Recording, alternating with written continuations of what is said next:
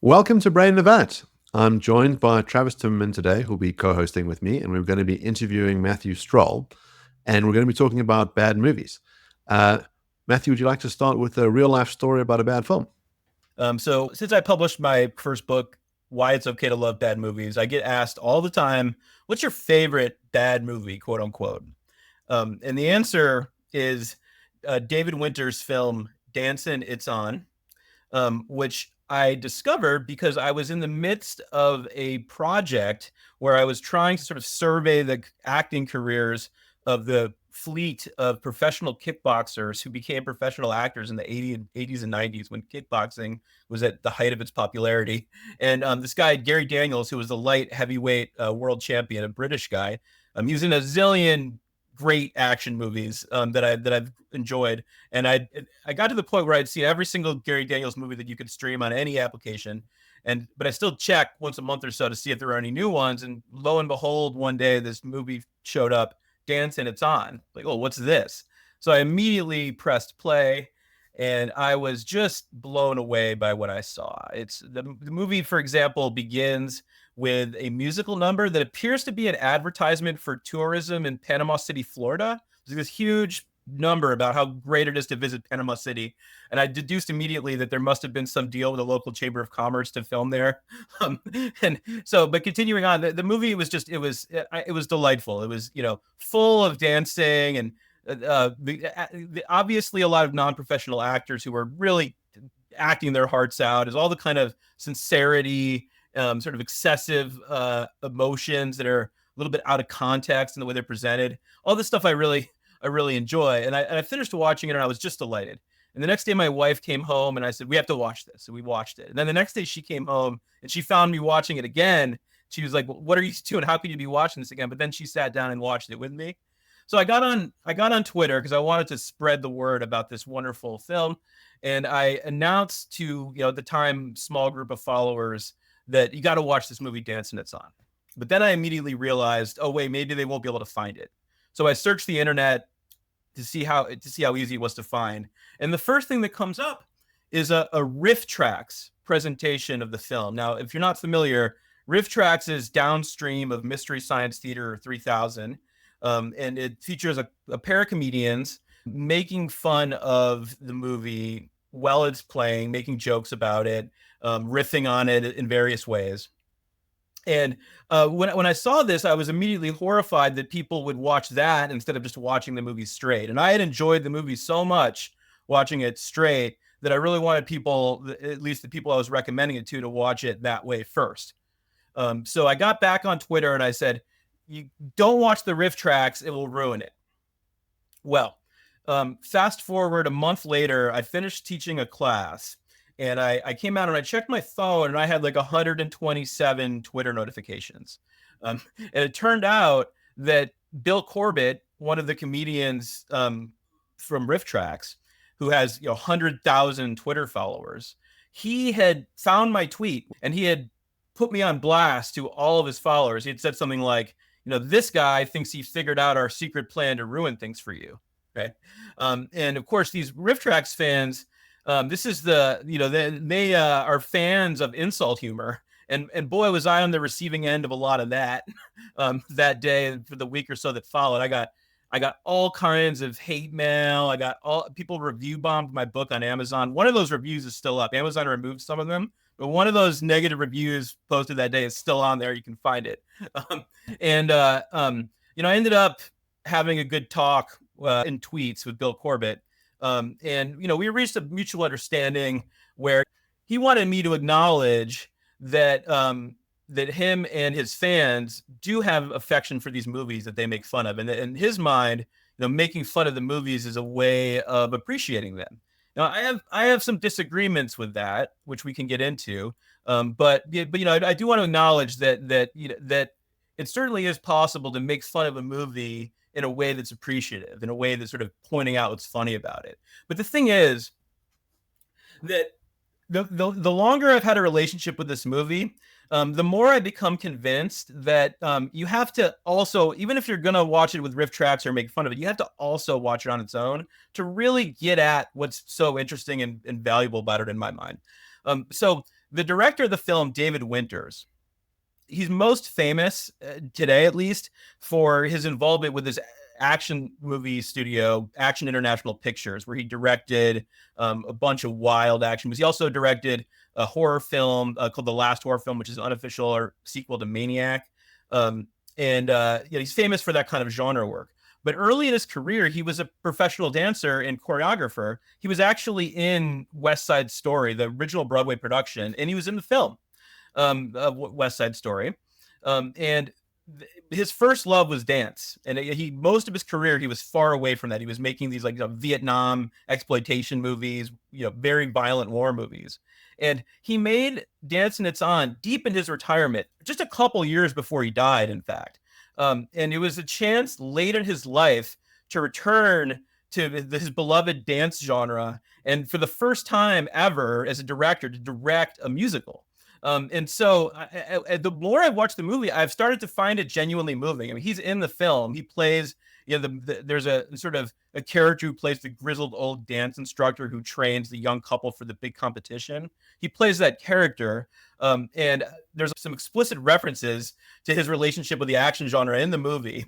Once I began to see the movie as, from him, a love letter to dance, even though it's cheesy, even though it's low budget, even though it's got non-professional actors and so on, I really, today, when I watch it, I don't just laugh at it because it's so silly. I also am moved by it, and I really mean that. And when I show it to my students, which I do routinely, I try to give them that framework to see the movie as, an old man's ode to something he loves, which I think really, and I don't think you could ever see it that way if you were approaching it through the lens of let's look for interesting, funny ways to make fun of it. What jokes can we make about this? I don't think that you will ever come to be sincerely moved by it and to see that value that it has if that's your strategy. Yeah, that's really interesting.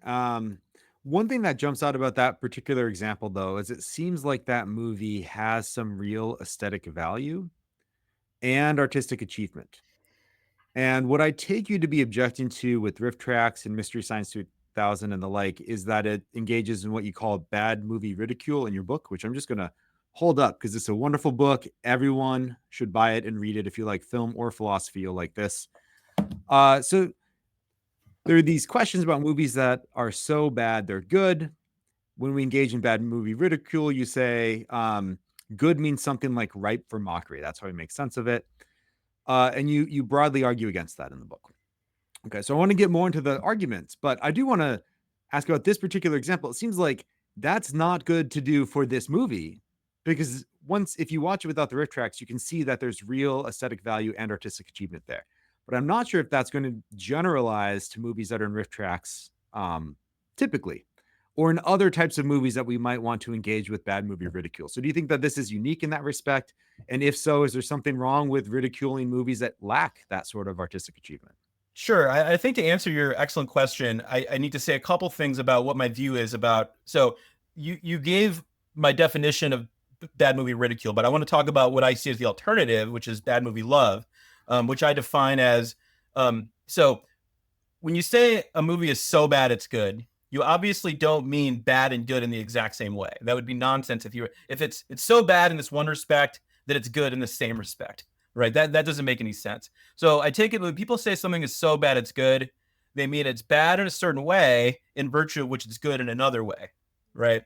And the way that I want to read it is that, at least for me, when I say I love a bad movie, what I mean is it's conventionally bad. It breaks the rules. It violates the norms. I can recognize when I watch it that you could announce that it's bad and you would be on firm footing, right? In the sense that these conventions are behind you.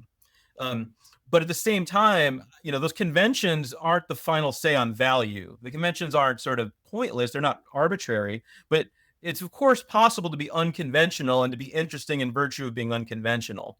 Right. And so for me, then, when a movie is so bad it's good, what's good about it is that its way of being unconventional is somehow interesting or exciting or amusing or funny or whatever, right? That it gains positive value in virtue of violating the conventions.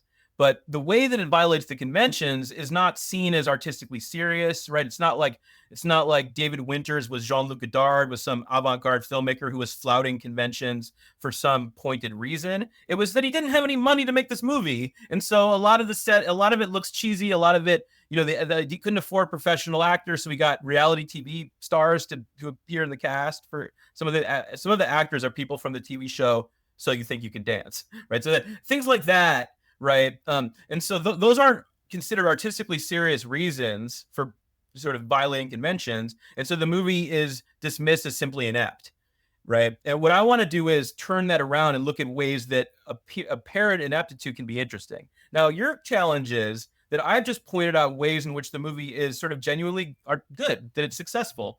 However, I don't think that it's conventionally successful, right? Even in the ways that I just described, because I think that for me, when I said that I'm genuinely moved by the sincerity of the movie and by David Winter's love for dance, integral to the way the movie conveys that is that he's making this movie despite having nothing to do it with, right? It's this constant. So, for instance, I was reading up on some of the production history of the movie, and it was just like him going out at night to scout locations in Panama City, Florida, for like a year. Like, he really put his heart and soul into this thing, right? But the fact that he's still working with peanuts, that he's got no money, that he's filming on lower quality digital video than you might hope for, things like that, right? The fact that the movie is so earnest despite all of these low budget trappings that might typically signal disposability, or might typically signal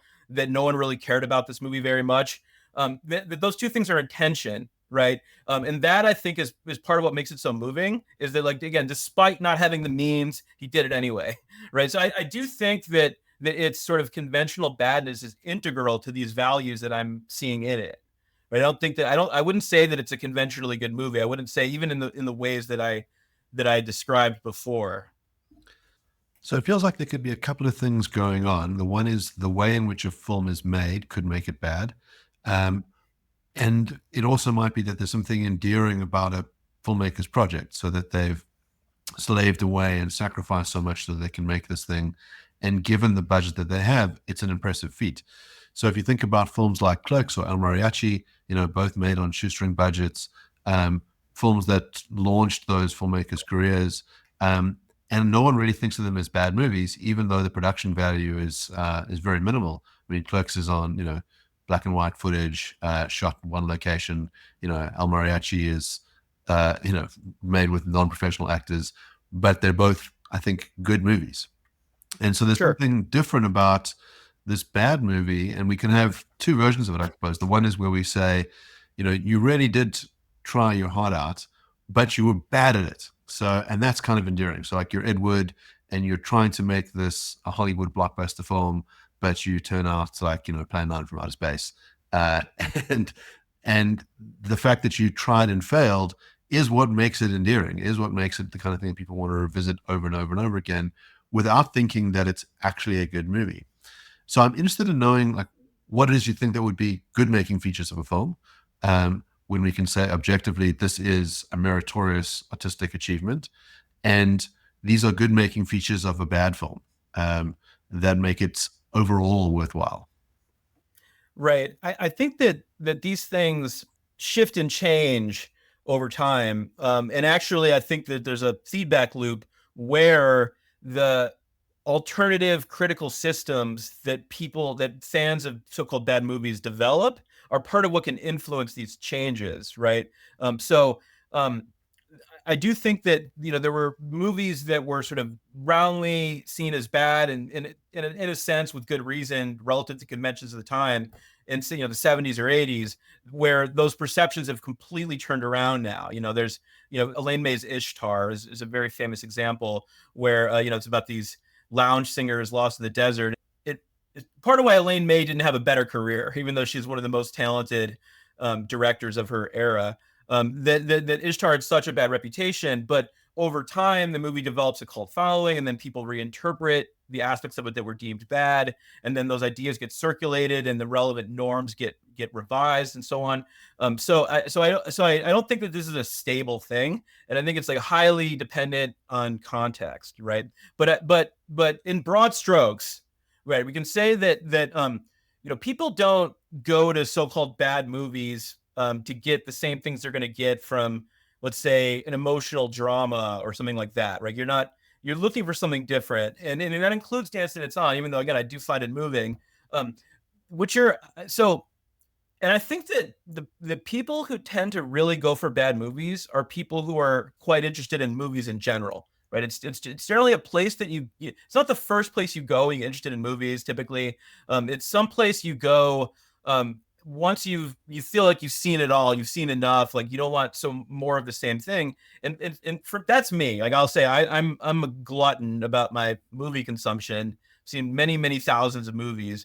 And there's a point where like I want to be surprised. I want to put a movie on and just have my jaw hanging open because I can't believe it what I'm looking at. And so that's part of why I like to explore these dark corners and unlikely places. And you get a lot of sifting through stuff that's not very interesting. It's not like every bad movie is good, but not even close, right? But like for me, what I'm looking for is something is that element of surprise, where like the way that a friend of mine put it once was, they said, I want to feel like these filmmakers have never seen a movie before.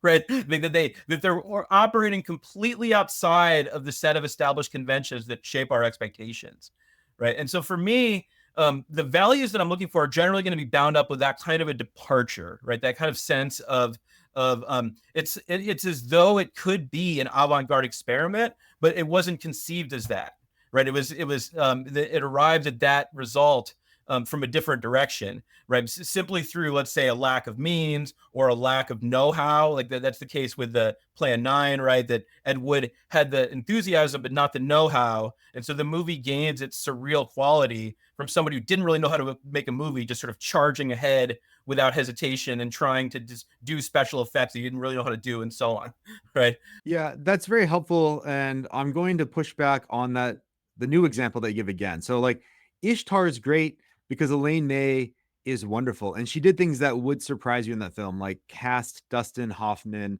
as a sort of suave ladies' man and make Warren Beatty the one that has a hard time finding love. I mean, cast characters against their type. Yeah. And she made a lot of other decisions that bucked conventional norms. But we see, 40 plus years later, that was a deliberate move on her part. That was a result of like her competence. But I don't think we see the same thing with Plan 9 from Outer Space, or with Troll 2, or with The Room, which are 3 examples that you give in the book. And I worry about appealing to the context sensitivity of these norms, that it's going to make it hard to distinguish between conventionally bad movies that are then seen in a better light later on as a light of the changing norms, and those that ought not to be. So, conventional badness, as you define it, is violating received mainstream norms in a way that is not perceived as artistically serious. And Vertigo, as you point out, that is a conventionally bad film. Hitchcock's Vertigo is a conventionally bad film by that definition. And as time has passed, now it's recognized as good. But the norms could have gone a different way, right? That's a contingent fact. It could have gone such that the Troll 2 is no longer conventionally bad in 2024, while Vertigo remained conventionally bad all those years, for 70 years. And I think that would have been a mistake, right? There was something that Hitchcock was doing. He understood what the norms were and was deliberately violating them to make something new. Whereas the director of Troll 2 just didn't really understand much beyond how to set up a shot, how to cast actors, how to tell a story. It was a violation of the norms as a result of a kind of general incompetence. So I wonder, like, do you want to distinguish between these two things beyond the context sensitivity? And if so, how do you do that? So I do think certainly there's a difference between Ishtar or Heaven's Gate on the one hand, the movies that were widely derided at the time and then had their reputation wrong. There's a difference between that and Troll 2, right? But the difference is that Heaven's Gate and Ishtar are like among the winners of history, as it were. Like those are the movies where the opinions have been revised in this way, and those movies, in a sense, were I think, part of the process that changed attitudes surrounding some of these conventions, right? Just part of cogs in this larger process. Whereas Troll 2, it's fared differently. And I do think so. What you called attention to in these examples was that for Ishtar, you can pick out the director's intention, and that you can, in retrospect, see that as an artistically serious reason that they had, right? Whereas you can't do that for Claudio Fragasso, the director of Troll 2. You can't, sort of in retrospect. However, I think that itself is a contingent fact, right? In other words, these are the winners of history and the losers of history. And I don't think that, I think, like, the reasons these people had, like the attitudes we take towards them could be different, right? So like Claudio Fragasso had all sorts of reasons for the things that he did in Troll 2. It's just that they're not the kinds of reasons that we're ready to see as artistically serious, right? But in his mind, they are, right? And I think it's a contestable idea. It's not like we have, first principles about what it is and isn't artistically serious that we can deduce these things from. I think this is something that gets problematized and reshaped through our public discourse, right? And the attitudes and norms are generated through those and revised through those processes. Now, is it sort of unsurprising this is how it's turned out? Yeah, right. But I still think that somebody who wants to find like serious merit in Dance in Its Honor and Troll 2, I think they should keep trying to do that. I think it's like this dialectical process where differing viewpoints about these things over time influence the norms. I think that we want that to continue, and we want there to be people who are challenging these norms from every direction. So I think that it's sort of the story. It's not, who knows in 50 years how Troll 2 will be viewed, right? I think it might be viewed very differently. It's entirely possible. So I just watched a fantastic movie that was underappreciated when it came out called Idiocracy. It's been doing the rounds a lot lately because the current American election has many parallels. The sort of sequences that happen in that film mirror the kinds of things that Kamala Harris has done or that Hulk Hogan has done. Very funny movie. But when you fast forward 500 years into the future, you see that the entertainment that they consume is like really puerile. So one of the things that people watch is a show called like Man Gets Kicked in the Balls. And it's just that, right? In various different versions. And you can imagine that becomes the gold standard of what qualifies as a good movie. And in the conventional sense, in the sense that the people who are alive at that time have deemed that to be the highest art that you could have. And I want to say that they're wrong. That having a conventional agreement doesn't necessarily transform something into actually being good. I think that there might be some objective standard that tells you whether a thing is good, and that people can be highly mistaken about, what they deem to be good. They might not be mistaken about what they like. So they might really derive enjoyment from something or fail to enjoy something. But the defect might lie in them, not the object. So I can imagine someone who encounters a complicated film that you need to be in the right space for, and they derive no pleasure from it whatsoever. But it's still a good movie. It's the kind of thing that you ought to enjoy and ought to be treated with the right kind of reverence. I also think that there might be the right way to enjoy a good bad movie. So Tarantino's got this podcast that he runs with Roger Avery, where they go through the video archives collection that he bought from the store that they used to work at. And they speak about these films in very reverential terms. They watch them all on VHS. And I made the mistake of watching a couple of these films during the day. And that's not the right way to watch those movies. You need to watch those movies late at night in a kind of ethereal space where the bad stuff, can be safely ignored and the strange, wonderful things can be appreciated. And that you have to have the right aesthetic viewpoint when you engage with that kind of cinema.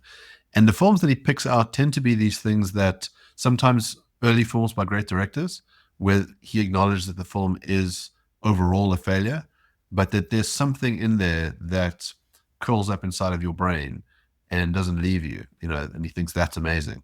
And Tarantino's watched everything, right? So as you say, once you reach a certain level of of eating at the buffet, you started looking for the weird flavors. You're like, oh, I Sure. wonder what a pig's teeth would taste like, or I want to try this whiskey that tastes like a steam train. And maybe that's what's going on with a lot of bad movies, is you've gotten to a point where your levels of enjoyment just require something beyond the pale. Sure, that's all great stuff, and I've be clear that I certainly agree with you that the conventions don't get to determine value, right? That's precisely the idea that all good. When you say it's so bad, it's good. All bad means is that it's in violation of the conventions, but that doesn't mean that it's bad, right? It's bad in quotes, right? And indeed, like, I think a lot of the predominant conventions today we'd be better off without. One of the ones that, for instance, drives me nuts is the obsessive focus on verisimilitude and accents, right? When people watch the movie Ferrari and they complain that the Italian accents aren't right, like, so now you're an expert on Italian accents. Anyways, I think some of these norms that are quite a lot of grip on many people, I think they're lousy norms that we'd be better off without, for sure. Now, so the question is then, well, what is the sort of, as it were, objective value that we're striving towards in this dialectical process of revising our approach and about the broader culture, revising its received norms? Well, in my view, it's not pleasure, I think pleasure is one of the things that we're looking for, but not the only thing. And I think there are many cases. I actually have another book coming out called Hard to Watch that is about movies that are difficult and demanding and often unpleasant, right? So I think that there are cases where we're looking for very much the opposite of pleasure in a way. But what I think is that the core value is eudaimonia, is human flourishing. And the question ultimately becomes, not about necessarily a particular movie, but about an approach to aesthetic life. Like if you're a cinephile or you watch movies, your approach to film, and like what that does, what that adds to your life, the role that plays in your life. And I think that we should be striving for a set of values that makes our lives better, as it were, right? That by in watching movies and engaging with movies in these ways, it genuinely enriches our lives. So now, I don't think that we should only be watching bad movies, right? And indeed, I think that you couldn't really appreciate them if that was your approach. Partly for the reason we just discussed, that you've got to kind of tire out of the buffet first, right? Like it's not until you've immersed yourself in the kind of uniformity of the popular film and the kind of lack of the way that it's sort of so unsurprising often, then you can really appreciate the surprises when you watch something like Dance and It's On. So I'm on board with all that. So there's this quote I use from Susan Sontag in the book, where she says that she's talking about camp, which is related to, but not the same thing as what I'm talking about. And she says that camp makes the person of good taste cheerful, right? That otherwise it's good for the digestion, right? Because otherwise someone of good taste can become discontent, because the development of refinement and good taste enables you to detect every flaw, right? That's something that Hume wrote about famously, that like the wine connoisseur often enjoys the fewest wines of anyone because they can detect every flaw, right? And the thing is that, so, if you pursue this ideal of good taste and you become progressively more refined, you start to paint yourself into a corner where there are fewer and fewer things that can do it for you, that nothing is good enough, right? And I know people like this. I know people who are extremely learned, who have seen many, many thousands of movies and only are willing so only 20 of them are good out of the 10,000 I've seen or something like that.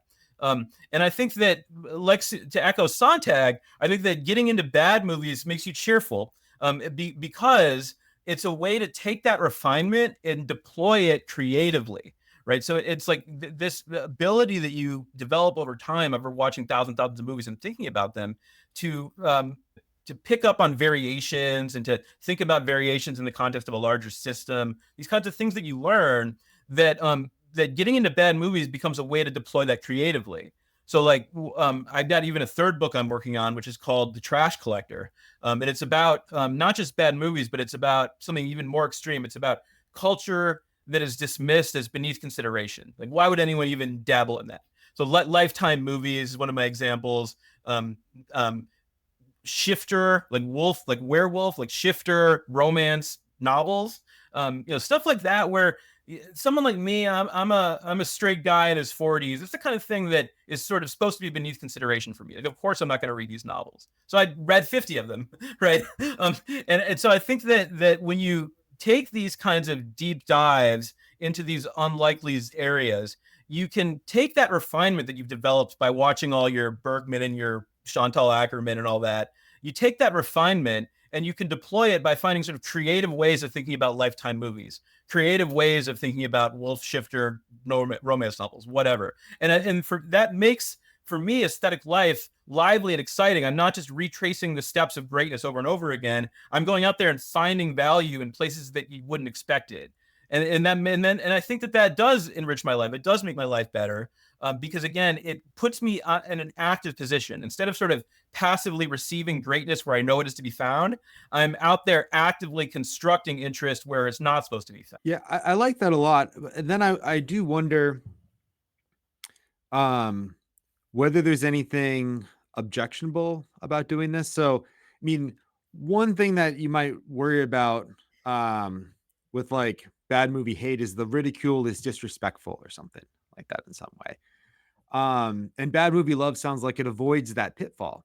But some of the justifications that you just give, well, they don't obviously entail that. I wonder whether there's some of that might underlie it, that might be beneath the surface. So why should I try to find value in these garbage movies? Well, because otherwise I get too bored and I'd have a much smaller range of really high quality films that I would enjoy. So if I could, position myself to like find diamonds in the rough among this garbage, that would be good for me, or it helped me appreciate the better movies by comparison. Or something that you talk about in the book, but that we haven't had a chance to talk about now, is the objection that Noel Carroll raises, where we're not taking what the filmmakers are doing at face value, or at least we're not even at face value, but we're not even looking at what their intentions are. We're giving an esoteric reading that moves beyond what they were trying to do in order to find value. And then we're not, as he would put it in Beyond Aesthetics, like appropriately engaging in a conversation with them. You might worry that there's some sort of condescension that underlies that in a way that's not too different from bad movie ridicule. It's just sort of masked by these other considerations. What I think is that creativity isn't limited to intention, right? In other words, it's not as though when artists create works, it's not as though they sit there and they sort of conceive of a bunch of reasons for doing things, and then they ask, like, well, what is that reason? How does that translate into, say, where should I put this line, or how should I shade this torso in a painting, or how should I edit the scene in a movie? So I think often artists don't work like that. It's rather the other way around. They sort of they work from inspiration. This is something that Plato famously argued in the Ion. The inspiration, or they sort of just do something that comes to mind without yet thinking through why they're doing it. I think that's probably, even I'd venture to say, the dominant mode of artistic creativity is that the sort of that you make something without yet conceptualizing your reasons for doing it that way, right? And then maybe the reasons come later, or maybe they don't. Often artists don't like to talk about their work. David Lynch, for instance, famously won't answer any questions about his work because he appears to be, the way he describes his creative method is he meditates, a transcendental meditation, and he visualizes it as he's fishing for these ideas. So that he sees himself as sort of a passive vessel, as it were, for these ideas that well up during meditation. And so, when I take someone like David Winters or Claudio Fragasso or Ed Wood or whatever, right? I think that what's interesting about them as creative artists is going to outstrip often what their deliberate intentions were. So in the case of Ed Wood, for instance, he has this low budget, this kind of, you can almost call it ingenuity, but there's a way in which he's, it's like more like a reckless abandon that is what's so appealing about it to me, right? So, Ed Wood, for instance, Bela Lugosi died during the production of the movie, and he had just like a few shots of Bela Lugosi. And so his solution is to just reuse one shot of Bela Lugosi walking across the cemetery, reuse it over and over again throughout the movie. And that's something that you don't do, right? That's at least, unless it's like somehow framed diegetically as a repeated memory someone's having or something like that. You don't just sort of put the same scene in a movie 5 times, right? And I think that the fact that was Ed Wood's creative solution to the problem of Bela Lugosi dying, right? That right there is itself a creative gesture. That again, like even if he didn't think of himself as having reasons for do this, it's like that the sort of recklessness can even be admirable, or the sort of lack of concern for expectations, right, can be interesting. So I guess part of what I want to disagree with what you were saying is the idea that that intention is primary when we're trying to evaluate artistic achievement. I don't think that it is. I think that it's. I also don't think intention's irrelevant, right? Often I get all my students are in love with the idea of the death of the author, and they think you just never reference intention at all. I think that's also wrongheaded because, of course, the artists, especially their actual intentions, if we have information about that, can be a kind of trail of breadcrumbs that can lead us into interesting questions about the work, right? So I don't think we should ignore the intentions either, but I don't think the whole story. So just like I don't think that the conventions are the full story about the value on the creative side, I also don't think the conventions should be the full story on the appreciative side, right? So in other words, there are all kinds of norms and conventions about how we're supposed to watch and appreciate or think about things, right? And I think that those conventions have a place. We shouldn't just throw them out. But I think that rigidly adhering to them is going to stunt your growth as an appreciator, right? And because again, they're not the whole story. It's you're narrowing and limiting your outlook to the extent that you feel bound by them. And again, like I think of the example of so many people just as soon as there's an accent that's an unrealistic or inaccurate, what they think is an inaccurate accent, they're like, I hated that movie because the accent was so bad, right? But like, well, what could be interesting about a bad accent? Like, are there examples of films where a bad accent has like a positive function and that actually in a way makes the movie better? Right. And it's worth thinking about that. Even if the answer turns out to be no, I think it's like we shouldn't just accept that convention at face value that verisimilitude should be the goal, right? That we as appreciators ought to question and interrogate those conventions. So when I say you say there's an extrinsic reason, and I do think that makes our lives better, but not incidentally. Right. I think it makes our lives better because it enriches our aesthetic life, because it frees us from the strictures of the conventions that we just sort of find ourselves living amongst, right? Like you don't have to think about it that way. There's no right or wrong way to watch a movie, and I think that developing alternative strategies for watching movies, it both enriches our lives and is in a way like more in touch with the real values out there in the world. So I'm interested to know what you make of cult films. So the film that I declared to be my favorite film, it's called The Holy Mountain by Alejandro Jodorowsky. It's one of those films that I watched, immediately rewatched. I was just so blown away by it. And friends said to me, what's it about? I said, well, it's this made by this Mexican director. It was got this like incredible backstory. John Lennon had watched his earlier film in like a midnight movie screening and said, I'll pay for the next one. And my friend said, oh, so is it in English or Spanish? And I'd watched it twice now in a row. And I said, I don't know. Because the film is just so overwhelmingly visual that the language almost like falls away. It is actually in English, although everyone was Spanish speaking. So it's sort of like the way that the language hangs in the movie is strange. But it's glorious because it defies convention, because it does things that you've never seen in any film before. I also imagine that some people would be revolted, disgusted by it, walk out of it. It was buried for a very long time.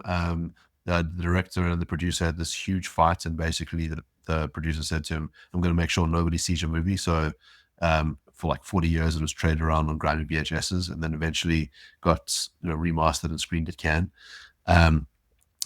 So how do we make sense of those kinds of films where we go, this is not a bad movie.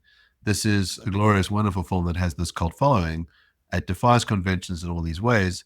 It's not necessarily like a Jean-Luc Godard film. It's not like an avant-garde film. But yeah, how do we understand that phenomenon? Right. I mean, I think the category that we're looking for here is the film maudit, the cursed film, which is going to also include Ishtar and so on. What I say in the book, at least, is that the film maudit, first, a little context. So that term it comes from French cinephilia, as do many things. And it was a festival that was originally organized by Jean Cocteau and André Bazin about with films that had a poor critical reputation, that were rule-breaking films, unconventional films, but that they considered to be great. John Ford's The Long Voyage Home was one of them, for instance. So it's come to the films that are sort of received very, very poorly when they're initially released, but that gain like an inner nucleus of staunch defenders who over time push to reform the film's reputation and then at least partly succeed. Those are the film maudits, right? The films that have a conflicted reputation. And this is, I think, one of them. And what I think is that those are the best place to look to actually see the process happening of problematizing, well, what do we mean by good? Like, what makes something good? Like, why does it have to be like that? Why? So like The Holy Mountain, I used to love that movie. I do like that movie, but I haven't watched it for at least 15 years. I watched it many, many, many times in college. And if I remember correctly, part of what I really liked about it was that it has the narrative structure is so lopsided, where at the beginning of the movie that you sort of get to know all the people who are going to be in the mountain, and then we're going to climb the mountain, right? And I think the movie, if I remember correctly, spends like 2/3 of its running time on the setup, right? It's almost the entire movie is getting the like, you're like, oh, then you'll meet these people, then you'll meet those people, and again, like once you get to the actual narrative that we've been preparing for, it goes by very quickly, right? And I always really admired that. Because, for instance, there are so many movies where the most fun or the most satisfying part is like the setup, like rounding up the old gang or getting ready for a heist or whatever. And I sort of like the idea of this experiment of like, why can't we make a movie that's pretty much just the setup, right? That just sort of inflate that into the film. And that for me was always at the part of the. Of course, there's the visual creativity of the film. There's the very suggestive occult imagery that conjures all sorts of. Watching that movie in the dead of night certainly has an effect on you, as it were. But again, for me, the thing that I always think of first was that just wildly unconventional narrative structure. And so like that's a good example of the kind of thing that a film maudit that's typical of a film maudit is. You'll find some way in which it stands sharply outside of expectations, and you can see exactly why a lot of people would find that dissatisfying. Why, like, well, like, why do I want to watch a movie where it's all set up or whatever? But like over time, people that are making a case for it, they really have something they can get traction with. There's something there that's genuinely interesting about it, and that can start to actually have an effect on the norms themselves, right? And again, like there are cases where the film maudit has won. Like there hardly anybody anymore will say a bad thing about Heaven's Gate, right? People will still say bad things about Ishtar, right? A lot of those people sort of like they see it in the 70s, they think it's bad, and they never revisit it, and they just sort of keep that in their mind, let's say, right? I think that example like that of The Holy Mountain are cases where we can see the artificiality of the conventions. Like we can see them being challenged and reshaped in the history of the film's reception. So there are movies that are conventionally bad that we can predict as norms change will be revised, like Vertigo. And then there are ones that we can predict they're not going to change, like Troll 2. And some of those are unintentionally conventionally bad. And others, like Sharknado series, those are intentionally conventionally bad, and we can predict that those norms are not going to change. Should I engage with those that are intentionally conventionally bad without changing, like Sharknado, in a way that's different from those that are unintentionally like that? Yeah, I mean, absolutely. And that's part of, honestly, I don't really go in for the Sharknado school of bad movie. Like I don't go in for Velocipaster.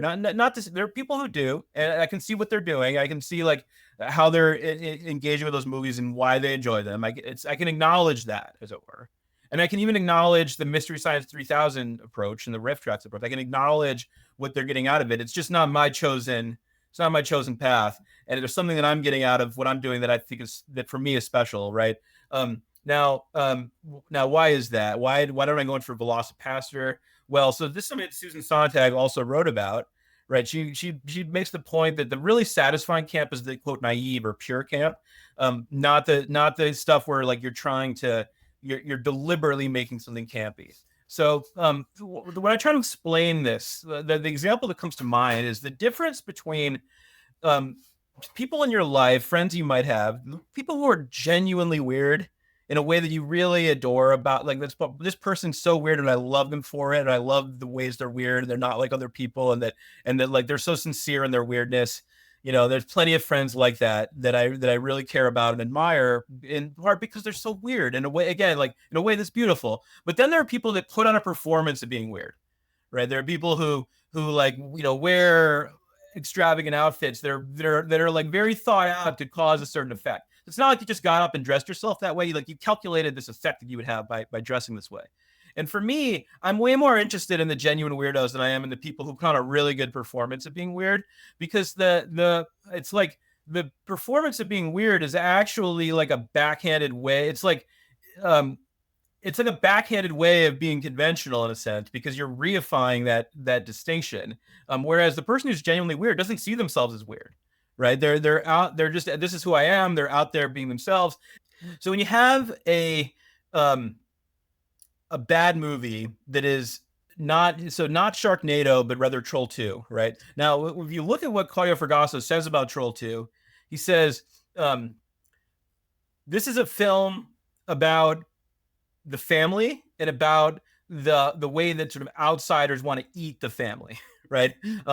And he says, in Italy, we call this a parable, right? And Claudio Fragasso, he wasn't trying to just sort of make a conventional horror film. He had his own ideas. Now, they were outlandish ideas, right? Again, this is like a sort of parable about the family, what it is to be a family. That's not how anybody really watches the film, right? But I think that's part of why. So Troll 2 is so compelling, because it's you never ever feel like for Claudio Fragasso is putting on a performance that he knows that you're going to react. He doesn't think that you're going to laugh at some of the stuff that you're going to laugh at, because he's intending it as a parable. Now, however, there's a documentary called Best Worst Movie, and we had wonderful document because we actually have footage of Fragasso hearing people laugh at the parts of the movie that he did not intend for them to laugh at. So you worry about condescension. You worry, are we condescending to Claudio Fragasso by laughing at something that he meant sincerely as like a parable about the family? So when he hears people laughing and cheering the movie, his reaction is, you hear that? They love me. Right. And he says, that's the sound of the movie saying, fuck you to the critics. Right. And he says that the audience found values that I didn't even know were there, that the writer didn't know were there. Right. He's like, there's some parts are supposed to be funny, but they're laughing at every line. And they're finding humor that we didn't even know was there, but that is there. Right. But however, on the other side of the same coin, right, we see him in this film. He gets a question from an audience member at this cult movie convention, and the audience member is like, how does it feel to have directed the worst movie ever made? And his response is, fuck you. His response is that it's not like, you say it's bad, I don't say it's bad, right? Like, who says it's bad? So even though that person was there presumably because they were a fan of the film, right, and they sort of enjoyed playing up the idea of loving the worst movie ever made or whatever, right? But you can sort of see the difference that there's one way of engaging with it where you're like, oh, this is so bad, it's like unintentionally funny and I want to make fun of it, and the director reacts really poorly to that. Whereas when people laugh in a way that shows affection and enthusiasm, he's gratified by it. Now to be clear, I don't think the reason that I've been in favor of loving bad movies is not because it's nicer to the director or whatever. Right. Like I think when people say this, sort of like, you'll see this all the time on social media, people will say, if you had any idea how hard it is to make a movie, you would never be critical again. That is infantilizing, right? That is condescending. So, I definitely don't think that we have some duty to protect the feelings of artists. I think that we owe artists our frank criticism as appropriate. But at the same time, I think we should try to be able to strive to admire values that are unlikely or that values that are underappreciated. And so I think that the reason Troll 2 has this tremendous cult momentum that Sharknado never will. Sharknado is just a blip in history, whereas Troll 2 will still be watched in 100 years, right? The difference is because it really is this momentously creative film, and that he really did put so much into it, and the circumstances were so absurd that we got something that's for the ages. So I think there's a way of non-condescendingly appreciating that.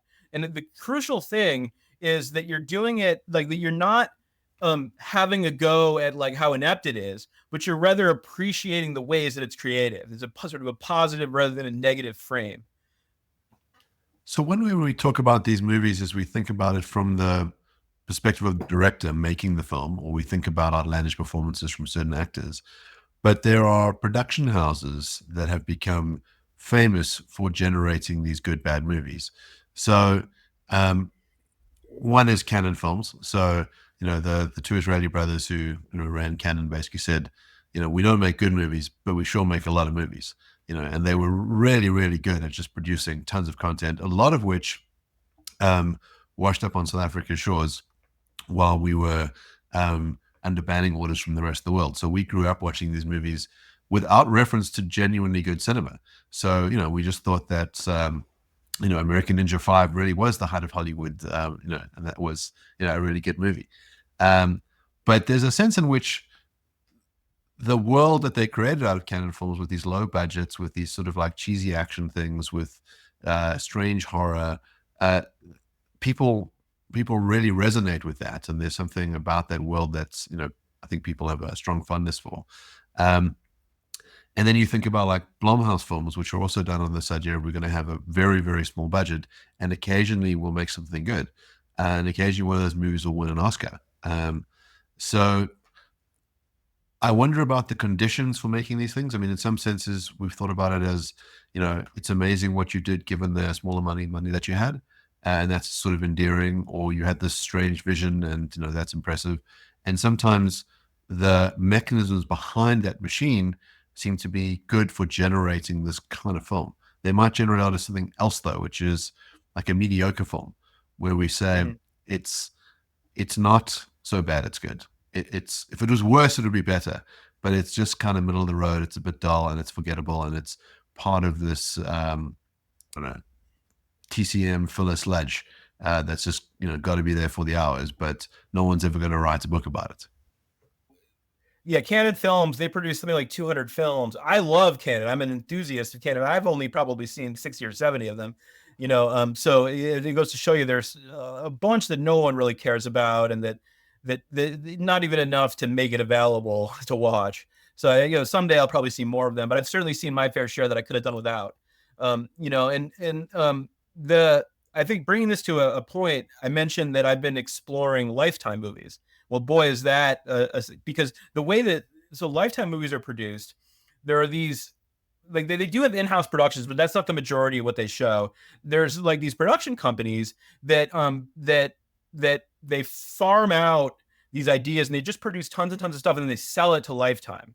And so for one of the most significant Lifetime directors, this guy, Doug Campbell, I've listened to a bunch of interviews with him. The way he explains it is he'll get like a 1-page order for a movie. Like we want it to be a thriller. We want it to be a doctor who's obsessed with his patient, whatever. And then he's got to write a script and produce a movie. He's got like 12 days to do this. And then they're going to try to sell it. And they'll typically change the title, and they'll make it more scandalous than what he intended, and so on. But like, I do think that these, in some ways, adverse circumstances, and this is a familiar idea, can function as a prompt for creativity, right? And indeed, even being saddled with a formula, like these Lifetime thrillers have a pretty rigid formula. That being saddled with a formula can also be a prompt for creativity. I mean, look at, a sonnet has a pretty rigid formula, right? So I think what tends to be interesting, about a Lifetime movie are the cases where you're going to have plenty of them where nobody cared, right? Where it's just everybody's getting like a small paycheck for 12 days work, and they're just churning out yet another movie about a nanny that becomes obsessed with the husband, the house where she works, or whatever, right? But there are also many examples where people are like, wow, I get to make a movie, and I'm going to really go for it with these 12 days that I have. And they give all kinds of people opportunities who you wouldn't expect. Like I watched one particular Lifetime movie that I was really blown away by. And I looked up who the filmmaker was, and he turned out to be a gay porn star. He was getting an opportunity to direct a feature film that, not mainstream, but not porn. And I thought he did awesome. And it's like, who else? Where else are people getting these opportunities, right? Like where else than this? And so I tend to think that the right conditions for this kind of a petri dish are sort of hard to generalize about, right? But I think that but part of the reason that it's often associated with these low budget. So Golan and Globus, they did it. They for most of the history of canon films, they were their strategy was to just sort of spend very little on each movie, and like they're throwing spaghetti at the wall and hope some of it sticks. If they get one big hit a year, they're paying for everything. And they went under. They finally did start making bigger budget movies like Over the Top. That's when they went under. That was unsustainable. So they were successful as long as they stuck to this. So I think that the part of the reason that the low budget model tends to support this kind of bonkers creativity is that the stakes are so low for each individual thing that there's like way less oversight. There's way less, like anything that you see that $100 million is spent on has been focus grouped to death, right? Now, there are very, very few filmmakers who still get creative freedom at that expense. Christopher Nolan, Martin Scorsese, people like that can still sort of do what they want and not be subject to focus groups, which you better damn well believe that like every single, let's say Marvel Studios movie or whatever is coming out of a very rigorous focus group project, and that is constraining the creative freedom of the artists who are making the movie, right? And so the low budget contexts are the cases where nobody really cares. Like this particular Lifetime movie that very little money is being spent on, and it might only be played a few times a year or whatever. No one cares that much, and so it enables the possibility of smuggling through sort of surprising creativity, and that's something that Scorsese actually talks about a lot when he talks about why he loves the American B movies of the 50s. People like Sam Fuller, directors like that. What he talks about is that how these low budget production houses were fertile territory for smugglers, for people that were sneaking in, let's say, radical political idealists. So like Sam Fuller made low budget war movies that, for example, confronted American racism in perhaps the frankest way anyone had ever done on film at the time. Things like that, that are very surprising when you see like, wow, this low budget Korean War movie is really accurate about American race politics, for instance, right?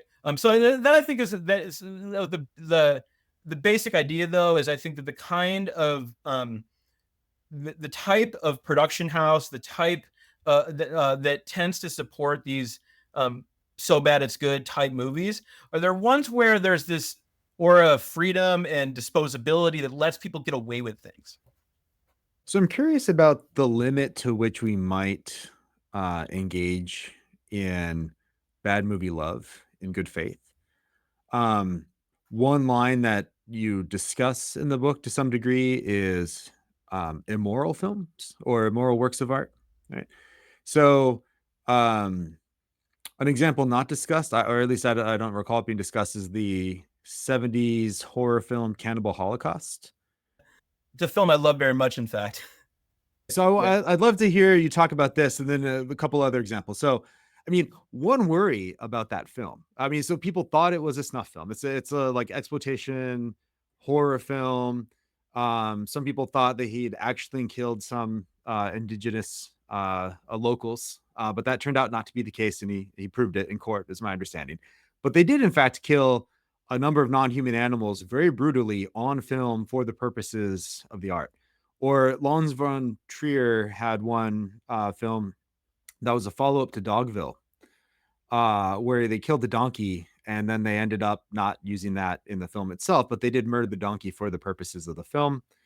And a very different example is Leni Riefenstahl's Triumph of the Will, which is in fact studied in film schools because of the innovative filming techniques, but it was a documentary glorifying Nazis, right?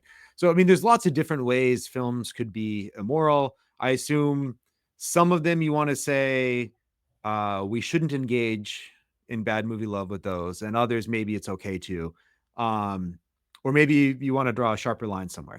So there are boundaries here, right? So we currently are living, it's not quite as bad as it was a few years ago because people kind of got sick of it, right? But like we're sort of been living in this culture of like hyper moralism about art that really got going in the wake of the social movements of the last 10 years, right? That Black Lives Matter, Me Too, that kind of thing. These social movements, which were, in my view, much needed correctives to historical precedents, that led to people translating these politics into demands on artworks, right? And I think that the effect was often bad, even though I agree with the politics personally, right? In the sense that that a lot of newer films that address issues that link up with these social movements, that they are afraid to be even a little ambiguous about anything. That there's a demand for this kind of clarity about a moral stance and like be like falling on the side of righteousness. And then there's all these sort of representational demands, like nothing bad should happen to vulnerable people. We've seen enough of that. We don't have to see any more of that, right? That are ways of constraining artists and limiting the scope of expressive possibility, right? And I think that one of the things that's happened is people have sort of become hyper vigilant about policing other people's taste and like sort of judging people for, say, being into something like Cannibal Holocaust, right? I love the film, I do, but like it is true, they needlessly kill live animals on camera in the film. It's not like they were the only ones doing that. So there was a genre in Italy at the time called Mondo. I never watched. I peeked at a couple of Mondo films, but I never sat down and watched the whole Mondo film. It's very unpleasant. I don't care for it. Some people do. I don't know. But these Mondo films would see like, so Faces of Death, I think, is an American example that kind of fits that genre, where you have footage of actual deaths. So it's like documentary footage that's intercut, and there's often like you'll cut to somebody who's like introducing each segment. So that was actually a norm for Italian cinema at the time, and Cannibal Holocaust was sort of following that sort of Mondo trend, and that way you could sort of also sell the film as Mondo and so on. So the general point is that that people are much too quick to project their own viewing strategies onto others and then imagine the worst of others, right? So in other words, if you're watching something in a certain way, like, so rape revenge films, for instance, it's one that's gotten to the ringer. So you watch a rape revenge film in a certain way, and then sort of imagine other people are having that same emotional response, but then thinking it's fine, right? Or like, you have some theoretical story like, oh, like that about like what people are sort of getting out of a rape revenge film. They're eroticizing violence against women or whatever, and then you sort of immediately read that on to other people when they say they like the film. But like the reality is they might have a much more complex way of thinking about it than you're imagining, right? And that's rape revenge. You probably are familiar with the Carol Clover book, Men, Women, and Chainsaws, right? She's a very sophisticated, feminist critical system for thinking about rape revenge films. And like a lot of people are watching them that way, through the lens of Carol Clover, for instance, right? So it's like somebody who has never read Carol Clover, never thought about this type of reading, they see somebody else enjoying a rape revenge film, they immediately think the worst of them, right? So what I think we should do is I think we should be much more careful about that tendency to project onto other people, like what we imagine about their own moral character from simply which artworks they do and don't relate to or consume, right? Now, regarding Cannibal Holocaust, I think that is a clear-cut case where there's a genuine moral badness to the film, but a moral badness that I find interesting because it is, after all, a film about colonialism, right? And they're how many we have so many of these sort of clean hands films that are denouncing the evils of colonialism with clean hands, right? And as one Brazilian critic put it about Cannibal Holocaust, that this is a case where the director is up to his elbows in viscera, right? So in other words, this is like maybe the most honest film ever made about colonialism, in the sense that it doesn't try to disguise the fact that it is itself a part of the colonial power dynamic. That the film doesn't. In fact, that's one of the themes of the film. There's a film within the film. It has a very fascinating structure that suggests, somebody thought about it a lot. It's in my mind, it's brilliant the way the film is structured, but there's a film within the film, and that's where all the worst stuff happens, right? And so the film itself reflects on what it means to go to the Amazon to make a film, right? And is part of its own subject matter. So, and again, I think that the fact that the film is immoral on the surface, that like we see, moral things being done in the film that are real and that are bad, that's part of what I think makes it such an honest film, that there's no one pretending to have clean hands in this relationship. Now, should the film have been made? Probably not, in a sense, right? Like I don't deny that it's morally bad. In moral terms, it shouldn't have been made, but it did exist as an object in the world, and I think that its immorality is part of what makes it aesthetically interesting, right? You're not going to save any animals by not watching it, right? You're not sort of undoing its moral transgressions by avoiding it. Well, Matt, I want to thank you for an absolutely wonderful conversation.